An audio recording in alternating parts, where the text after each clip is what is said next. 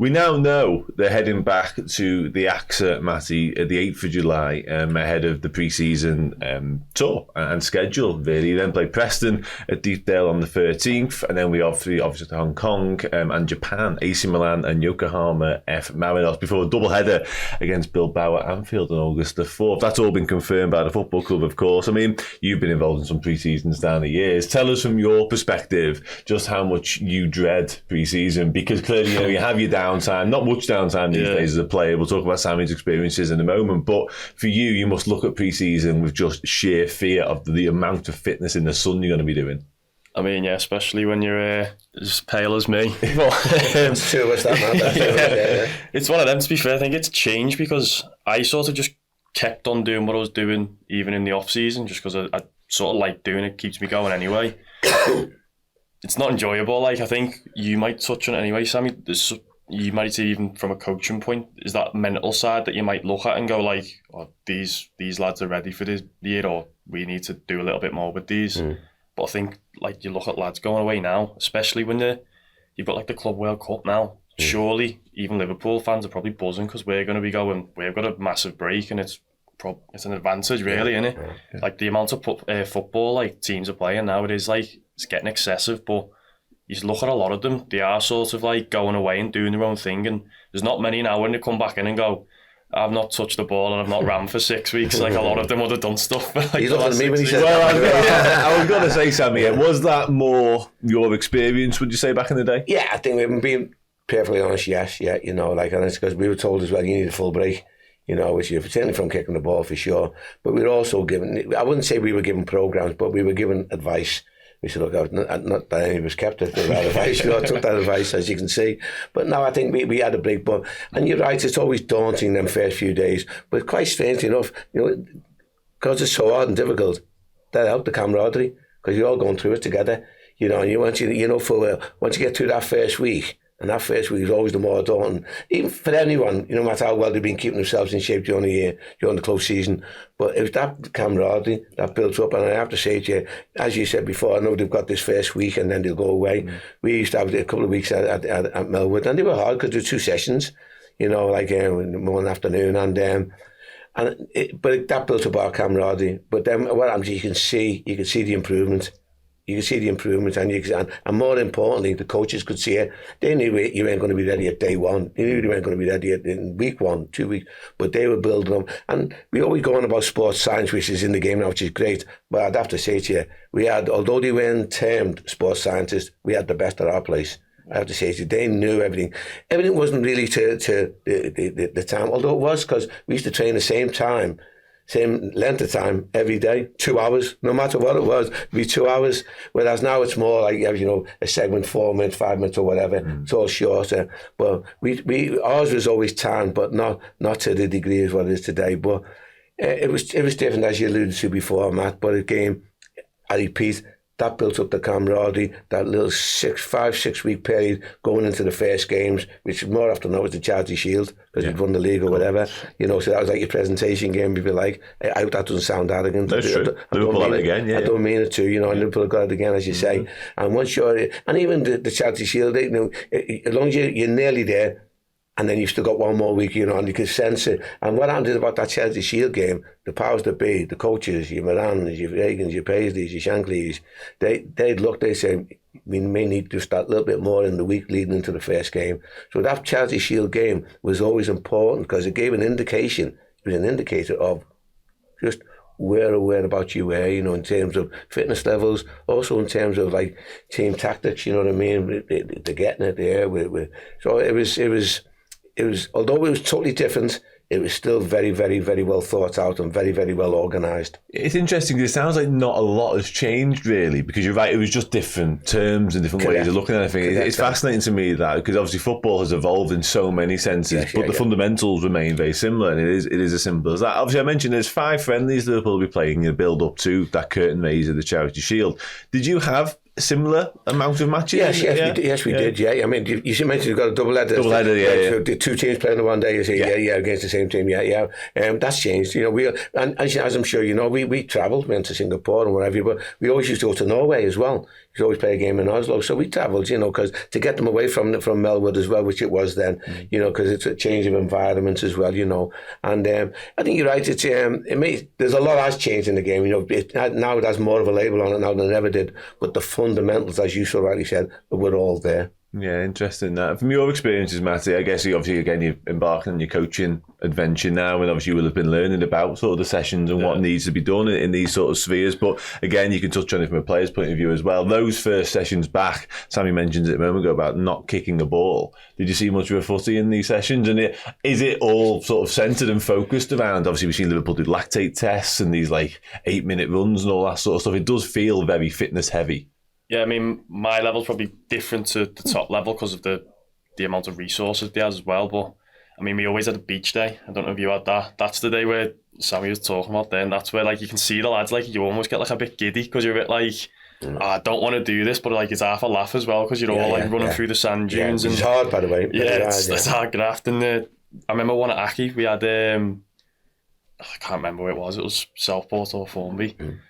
So we're running through the sand dunes and running up and down the beach, and then you're nearly done, and you go to this sand dune that's like that, and it's you have to race each other up. So if you win, you're done. If you're not, you're back down there.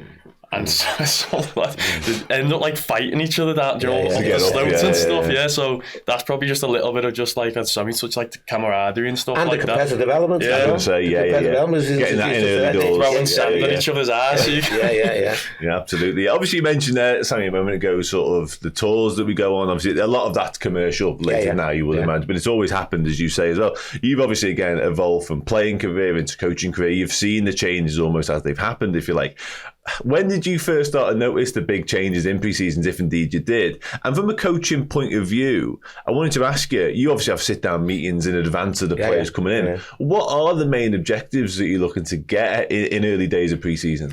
Well, when I first started seeing it, and as I said before, I've been involved with many, many fantastic coaches, but Gerard Dooley was fantastic for me and for Phil Thompson and his other coach, Patrice Berg, who was a diamond, because that's when I realised that everything was more specific as regarding the actual timing. That's when it really was specific timings, to the point where some of the players used to go mad at me because at the end of every session you want a game of fizz, don't they? And Gerard would say no. So I'd give them the menu of what we're doing, and the end of the session would be 2 4-minute games. Well, the players used to go mad at me. I want what we might. I said, well, you can't be told, but he introduced that to me, the actual specifics of it, but, for me, it's one of them where what you want out of it, you mentioned the beach before, we were always told, we've never put anything like that because at the end of the day, you don't play on the beach.